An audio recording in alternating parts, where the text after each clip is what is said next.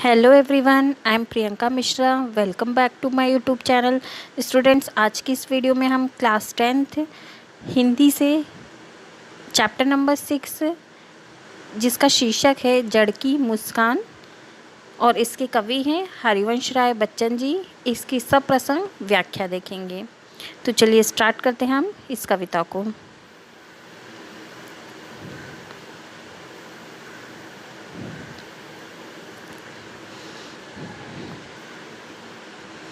एक दिन तने ने भी कहा था जड़, जड़ तो जड़ ही है, जीवन से सदा डरी रही है और यही है उसका सारा इतिहास कि ज़मीन में मुंह गड़ाए पड़ी रही है। लेकिन मैं ज़मीन से ऊपर उठा, बाहर निकला, बड़ा हूँ, मजबूत बना हूँ, इसी से तो तना हूँ। तो तना कहता है, इसमें तना कह रहा है कि जड़ तो जड़ ही होती है, वो ज़मीन के नीचे होती है और मैं ज़मीन से ऊपर निकल के मजबूत बनता हूँ। तो हम इसका प्रसंग देखते हैं कि क्या होगा इसका प्रसंग।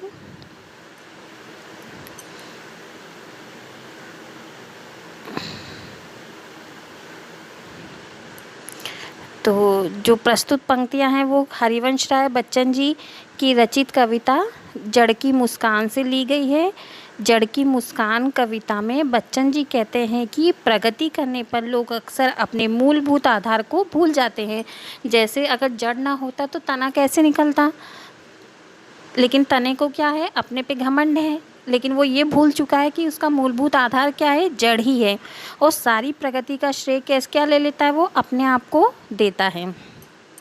इसकी व्याख्या देखते हैं। तो व्याख्या है, कवि कहता है कि तने ने जड़ के बारे में कहा है कि जड़ तो निर्जीव है, वो तो सदा जीवन से डरी रहती है और यही उसका इतिहास है कि वो हमेशा ज़मीन में कैसी पड़ी रहती है, मुंह गड़ा के पड़ी रहती है। लेकिन ज़मीन से ऊपर उठकर बाहर कौन निकला है, मैं निकला हूँ, कहता है तना निकला है और बड़ा हुआ हूँ और मजबूत बना हूँ, इसलिए तो क्या हूँ, मैं तना हूँ।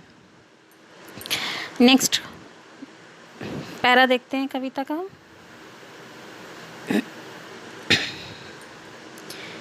एक दिन डालों ने भी कहा था तना, किस बात पर है तना, जहाँ विठाल दिया गया था वहीं पर है बना। प्रगतिशील जगती में तिल भर नहीं डोला है, खाया है, मोटाया है, सहलाया है, चोला है। लेकिन हम तने से फूटी दिशा दिशा में गई, ऊपर उठी नीचे आई, हम तना के लिए डोल बनी लहराई, इसी से तो डाल कहलाई।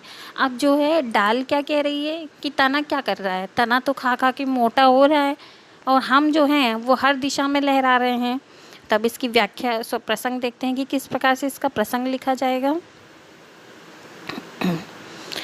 तो फर्स्ट लाइन तो सेम होगी। प्रस्तुत पंक्तियाँ हरिवंश राय बच्चन जी द्वारा रचित कविता जड़ की मुस्कान से ली गई है। जड़ की मुस्कान कविता में बच्चन जी कहते हैं कि प्रगति करने पर लोग अक्सर अपने मूलभूत आधार को भूल जाते हैं और सारी प्रगति का श्रेय अपने आप को ही देते हैं। यहाँ पर जो है वो तने को भूल गई हैं और सारी प्रगति का श्रेय डाली लेके जा रही है। तब इसकी व्याख्या देखते हैं कैसा होगा। तो कवि कहता है कि एक दिन डालियों ने भी तने के बारे में कहा कि तना किस बात का घमंड करता है, उसे जहाँ पर बिठा दिया गया है वो वहीं बैठा रहता है। इस प्रगतिशील संसार में, मतलब जो निरंतर संसार चल रहा है उसमें क्या है, बिल्कुल भी उसमें गतिशील नहीं है, मतलब उसके अंदर कोई हलचल नहीं है, गति नहीं है।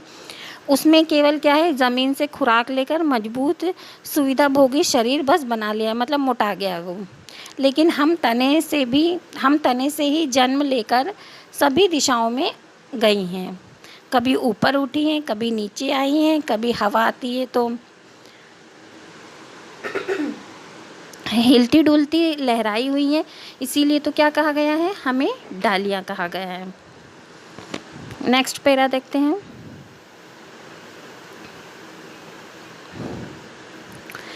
एक दिन पत्तियों ने भी कहा था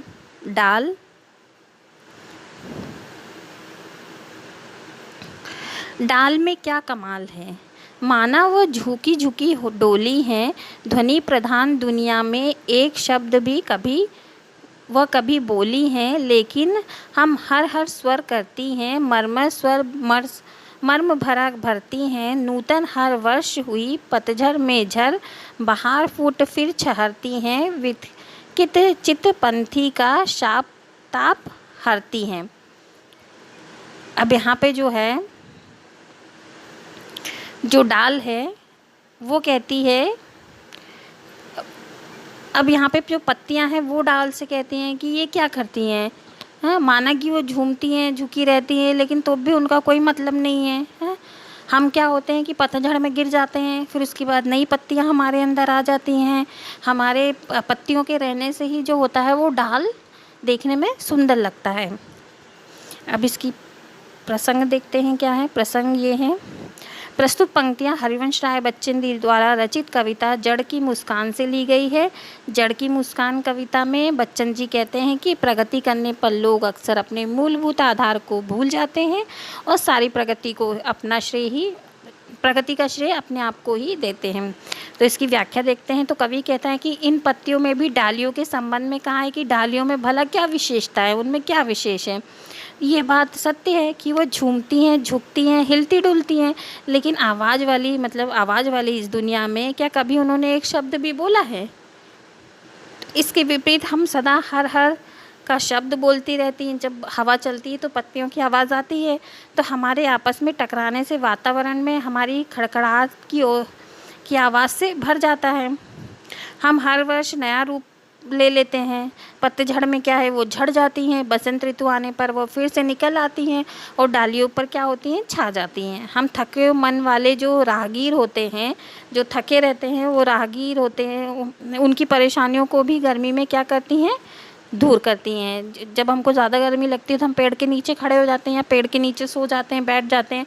अगर पत्तियाँ ना होंगी तो उसके नीचे सोने से कोई मतलब नहीं है, पत्तियों से ही हवा मिलती है और छाया मिलती है। नेक्स्ट पैरा देखते हैं। एक दिन फूलों ने भी कहा था पत्तियों ने क्या किया, संख्या के बल पर बस डालों को छाप लिया। डालों के बल पर ही चपल रही हैं, हवाओं के बल पर ही मचल रही हैं, लेकिन हम अपने से खुले खिले फूले हैं। रंग लिए, रस लिए, पराग लिए, हमारी यश गंध दूर दूर तक फैली है। भंवरों ने आकर हमारे गुण गाए हैं, हम पर बौराए हैं, सबकी सुन पाई है जब जड़ मुस्कुराई है। अब यहाँ पर जो है फूल पत्तियों से कह रहे हैं कि तुमने क्या किया है। हाँ, तुमने क्या किया, बस हवा दी है तुमने और तो कुछ किया नहीं है, लेकिन हमने क्या दिया है, रंग दिया है, खुशबू दिया है, भंवरे दिए हैं। जब फूल आते हैं तभी तो उसकी सुगंध लेने भंवरे आते हैं। तो अभी इसका प्रसंग देखते हैं क्या होगा।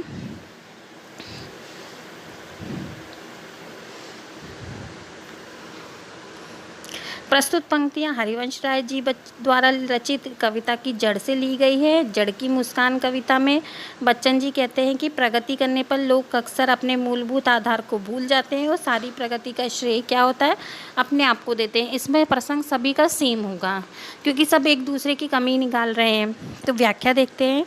तो कवि कहता है कि एक दिन फूलों ने भी पत्तियों के संबंध में कहा कि पत्तियों में भला क्या किया है, अर्थात पत्तियों में कोई विशेषता ही नहीं होती है। उन पत्तियों ने तो केवल अपनी संख्या के बल पर, मतलब ढेर सारी पत्तियां होती हैं तो क्या किया, डाली को ढक दिया है बस।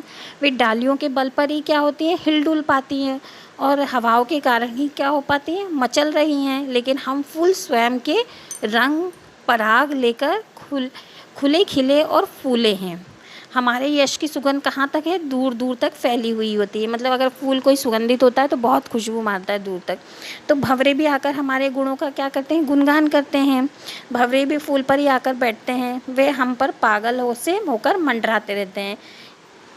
इन सब की बातों को सुनकर जड़ केवल क्या करती है, वो बस मुस्कुराती है, क्योंकि वो जानती है कि यदि वो ना होती तो ना तना होता, न डाल होती, न पत्तियाँ होती और ना ही फूल होते।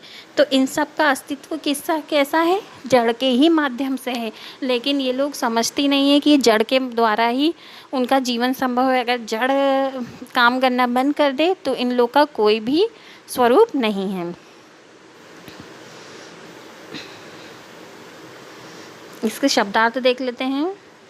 तना हूँ का मतलब होता है दृढ़ता पूर्वक खड़ा हूँ। पंथी मतलब राहगीर होता है। मुसाफिर, राहगीर, तना मतलब घमंड करना, बौराए मतलब मंडराना होता है, जगती का मतलब संसार, प्रगतिशील मतलब प्रगति करना, डोला मतलब गतिशील करना, डोलना, चोला मतलब सुविधा भोगी जो शरीर में हम पहनते हैं कपड़ा, डोल मतलब हिलना, ध्वनि प्रधान दुनिया मतलब दो शब्दों की दुनिया, हर स्वर मतलब स्वरी सुरीली आवाज़ जो होती है, वितकित मतलब थका हुआ, चित्त का मतलब होता है मन। अब इसके हम क्वेश्चन आंसर देख लेते हैं। क्वेश्चन फर्स्ट है, निम्नलिखित प्रश्नों के उत्तर को दो दो पंक्तियों में दीजिए। तो पहला प्रश्न है, एक दिन तने ने जड़ को क्या कहा? तो इसका उत्तर देख लेते हैं। एक दिन तने ने जड़ को कहा कि वो क्या है, निर्जीव है, मतलब उसमें कोई जान नहीं है और सदा जीवन से क्या होती हैं, वो डरी रहती हैं। सेकंड क्वेश्चन क्या है, जड़ का इतिहास क्या है? तो यहाँ इसका आंसर देखते हैं। जड़ का इतिहास यह है कि वह सदा ज़मीन के अंदर मुँह गड़ाकर पड़ी रहती है, कभी भी मिट्टी से क्या होती है, बाहर नहीं निकलती है। थर्ड क्वेश्चन देखते हैं, डाली तने को हीन क्यों समझती है? तो इसका मतलब उसको हीन मतलब नीचा क्यों समझती है वो अपने से? तो डाली तने को हीन इसलिए समझती है क्योंकि उसे जहाँ बिठा दिया जाता है वो वहीं बैठी रहती है, कभी भी गतिशील नहीं होती है, मतलब चलती नहीं है, जबकि डाली क्या होती है, लहराती है, इधर उधर गतिशील होती है। नेक्स्ट क्वेश्चन देखते हैं, पत्तियाँ डाल की किस कमी की ओर संकेत करती हैं? इसका आंसर देखते हैं। डाल पत्तियों की तरह हर स्वर नहीं करती हैं, वो कभी भी क्या होता है, एक शब्द भी नहीं बोलती हैं। नेक्स्ट क्वेश्चन देखते हैं, फूलों ने पत्तियों की चंचलता का आधार क्या बताया है? तो फूलों ने पत्तियों की चंचलता का आधार किसे बताया है? डालियों को बताया, ये इसका आंसर है। नेक्स्ट क्वेश्चन देखते हैं, सबकी बातें सुनकर जड़ क्यों मुस्कुराई? सबकी बातें सुनकर जड़ इसलिए मुस्कुराई क्योंकि उसे पता था कि वह ना होती तो ना तना होता, डाल होता, पत्तियां होती, फूल भी ना होते। तो इन सब का अस्तित्व किससे है? जड़ से ही है। भाषा वाले क्वेश्चन, भाषा बोध के क्वेश्चन देख लेते हैं। निम्नलिखित शब्दों के विपरीत शब्द बताना है हमको। जीवन का क्या होगा? मृत्यु। मजबूत का क्या होता है? कमज़ोर। जड़ का होता है चेतन, ऊपर का नीचे। शब्दों के विशेषण बताने हैं हमको। इतिहास का क्या होगा? ऐतिहासिक होगा। इसका विशेषण वर्ष का वार्षिक, रस का रसीला, दिन का दैनिक, रंग का रंगीन। पर्यायवाची शब्द देख लेते हैं। प्रगति का पर्यायवाची शब्द क्या होगा? प्रगति, तरक्की, विकास। ध्वनि का नाद और क्या होगा? स्वर। भ्रमर का होता है भंवरा या भौरा। हवा का वायु, समीर।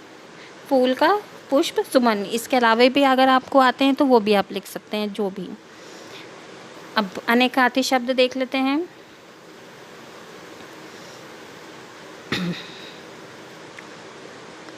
जड़ का क्या होगा? मूल और मूर्ख होगा।